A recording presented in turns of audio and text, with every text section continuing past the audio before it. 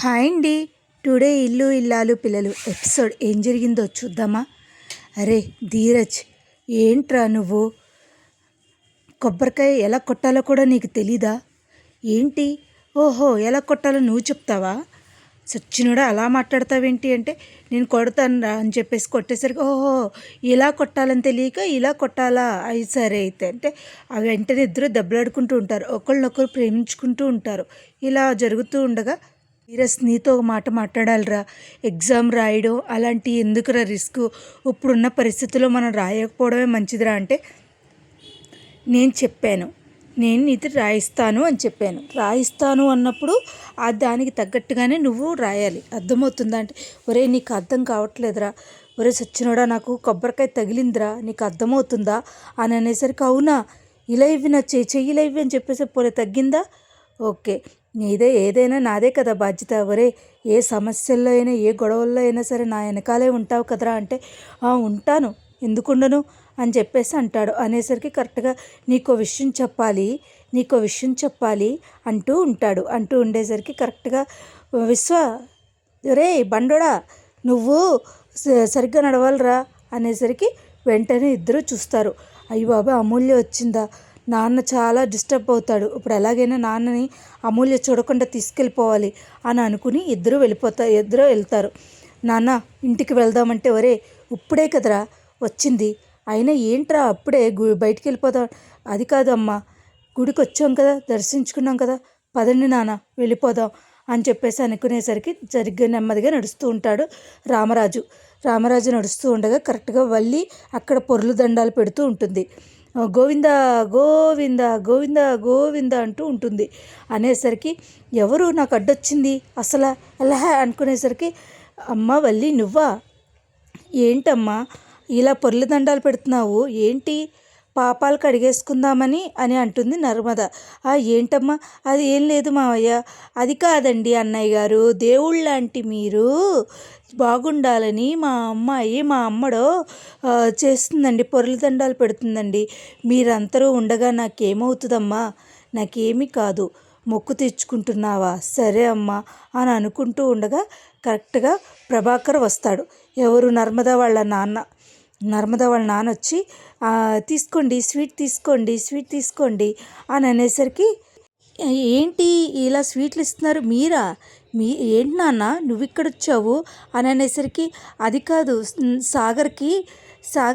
సాగర్ ఏంటండి అన్నయ్య గారు, ఎప్పుడో అలా కాదు అంటే, అది కాదండి నా కూతురు అల్లుడు సంతోషంగా ఉన్నారు అని చెప్పేసి అని స్వీట్లు పంచిపెడుతున్నాను, బాగుండాలని అర్చన చేసి స్వీట్లు పంచిపెడుతున్నానండి అంటే, అదేంటండి అన్నయ్య గారు, ఎప్పుడూ కూడా మీరు కనీసం మీ కూతుర్ని అల్లుడిని ఇంటికి కూడా తీసుకెళ్ళరు, ఏమీ చూడరు, మరి వాళ్ళు అన్యోన్యంగా ఉండాలి బాగుండాలని చెప్పేసి అని అంటున్నారేంటి అన్నయ్య గారు, సాగర్ అని అనేసి వదిలేసారేంటి అన్నయ్య గారు అని అనగానే నర్మద చాలా సీరియస్గా చూస్తూ ఉంటుంది. అవునవునవును నిజమే అని చెప్పేసి అంటూ ఉంటాడు ప్రభాకర్. అది కాదండి లేండి, ఇడ్లీ చట్నీ ఎప్పటికైనా కలవాల్సిందే కదా అని అంటాడు వల్లి వాళ్ళ నాన్న. అవునా బాబాయ్ గారు, సర్లేండి అంతేనా అంటూ ఉంటుంది వల్లి. సర్లే అని చెప్పేసి ఆయన వెళ్ళిపోతాడు. వీళ్ళు కూడా సరే అమ్మ వల్లి మొక్కు అదే కదా అన్నయ్య గారు, మొక్కు తీర్చుకుని మేము కొంచెం పూజ ఉందండి, ఆ పూజ చూసుకుని వస్తాం అన్నయ్య గారు అని అనేసరికి, సరే అమ్మ అని చెప్పేసి వెళ్ళిపోతూ ఉంటే కరెక్ట్గా అమూల్య ఎదురవుతుంది. అమూల్యని చూసి చాలా బాధపడతాడు రామరాజు. ఎదురుగుండా వచ్చి నిలబడుతుంది.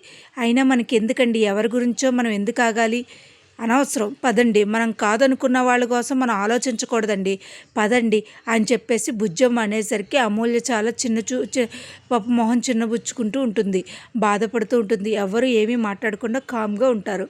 ఇంకా సరే కదా అని నడుచుకుంటూ వెళ్ళిపోతే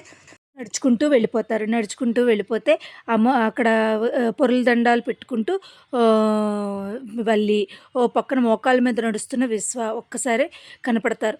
ఒకళ్ళకొకళ్ళు బాధపడుతూ ఉంటారా. వల్లి అంటూ ఉంటుంది, అమ్మ నన్ను చంపేద్దాం అనుకుంటున్నారా, మీ మొక్కులు ఎలా ఉన్నా కానీ మీరు చేసిన పాపాలకి నన్ను కూడా కలిపారు కదమ్మా అని అంటూ ఉంటుంది. ఈ లోపల విశ్వ వస్తాడు.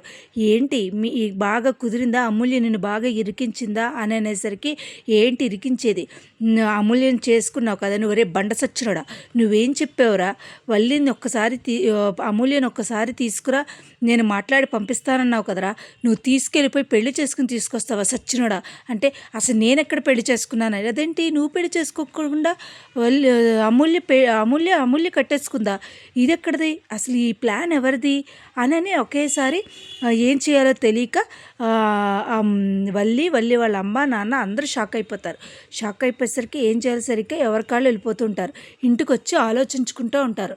ఏంటో ఈ ఇడ్లీ చట్నీ గోలేంటి, అమూల్య అసలు తనంతటి తన తాళి కట్టేసుకోవడం ఏంటి అని చెప్పేసి అనుకుంటూ ఉంటారు.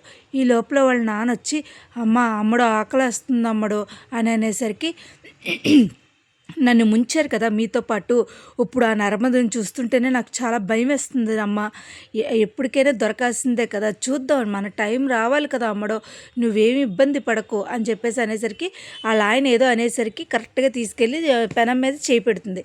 ఇంకా అసలు ఏం మాట్లాడకుండా కామ్గా ఉంటాయి. ఈ లోపల నర్మద ప్రేమ వచ్చి వల్లి అక్క మీ ముహూర్తం బయట పెట్టే వరకు కూడా కాస్త ఆగండి అప్పుడు చెప్తా అంటే, ఈ లోపల భాగ్యం అంటది, అదేంటి అమూల్యే తాళి కట్టేసుకున్నాక ఇందులో అమూల్య అస్తం ఎక్కడుంది, మా అమ్మడు అస్తం ఎక్కడుంది అని అంటూ ఉంటుంది. అసలు ఏం జరుగుతుందో ఏంటో అనేది మనం ముందు ఎపిసోడ్లో చూడాలండి.